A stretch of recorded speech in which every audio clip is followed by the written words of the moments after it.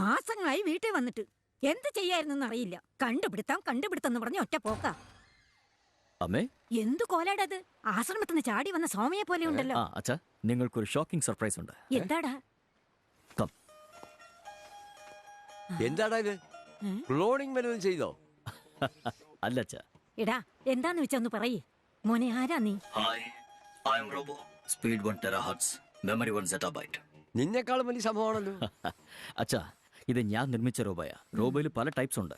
ഇത് ആൻഡ്രോ humanoid robo, മനുഷ്യരെ പോലെ തോന്നിപ്പിക്കുന്ന മിഷൻ. ഇതാണ് എന്റെ അമ്മ.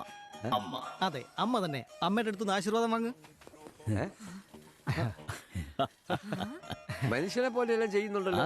മനുഷ്യരെ പോലെ എല്ലാ ജോലിയും ചെയ്യും, മനുഷ്യരെ കൊണ്ട് കഴിയാത്തതും ചെയ്യും. അപ്പൊ ഈ തടിയന്മാർക്ക് ഇനി പണിയൊന്നും അല്ല അച്ഛാ, ഇവർ വേണം. കാരണം ഇവരില്ലെങ്കിൽ റോബോ ആരാ വൃത്തിയാക്കുക, ഷഡ് സാക്സൊക്കെ ആരാ മാറ്റും? ഒരു MSc കമ്പ്യൂട്ടർ സയൻസുകാരനെ സ്കൂളിലെ ആയാക്കിട്ട് പോവാണോ?